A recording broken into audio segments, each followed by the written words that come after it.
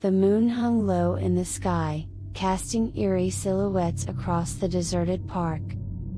A gentle breeze rustled the leaves, carrying with it a sense of foreboding. I stood by the entrance, waiting for her, my heart pounding with both excitement and apprehension. Elizabeth, the woman I had fallen deeply in love with, was due to meet me here. Our secret spot, where the moonlight seemed to dance just for us. As I scanned the park for any sign of her, my thoughts began to drift. It was on a night like this, under the same pale moon, that we first confessed our feelings for each other. But tonight felt different, a chill seemed to permeate the air, and an unsettling unease gnawed at the edges of my consciousness. Then, a whisper, carried on the wind, reached my ears. It was faint, like a distant echo, but the words were indiscernible. I dismissed it as the product of an overactive imagination, yet my pulse quickened. The unsettling feeling grew stronger, and I rubbed my arms to chase away the sudden cold that gripped me. Finally, a figure emerged from the shadows. It was Elizabeth, her eyes shimmering in the moonlight. Relief washed over me, momentarily pushing aside my apprehension. She smiled, her lips curving into the enchanting expression that had captivated my heart. "Sorry I'm late," she murmured, her voice soft as a whisper. "There's something I need to tell you." I nodded, my curiosity piqued. "What is it?"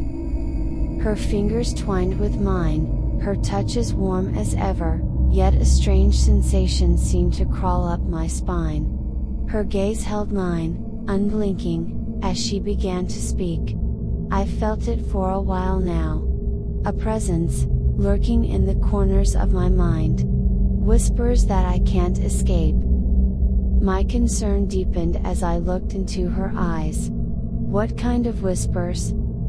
"Dark thoughts, urges," she confessed, her voice quivering. "I've tried to fight them, but they're growing stronger. I'm scared, terrified of what might happen." I pulled her close, my arms wrapping around her protectively. "You're not alone in this. We'll figure it out together." As I held her, I noticed movement in the shadows around us. Flickers of movement, like fleeting glimpses of figures darting just beyond the edges of our vision. I strained my eyes to see, but they always vanished, leaving me with a sense of unease that gnawed at my core. "Did you see that?" I asked, my voice barely more than a whisper. Elizabeth's grip on me tightened.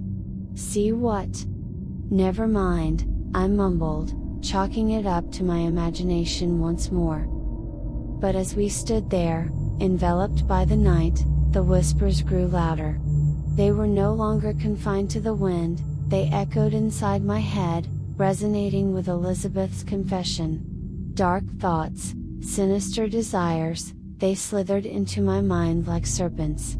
I fought against them, struggling to hold onto my sanity.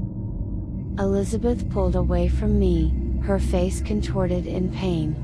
"It's getting stronger, I can't fight it anymore." Terror clawed at my heart as I watched her. "No, don't give in. We'll find a way to stop this."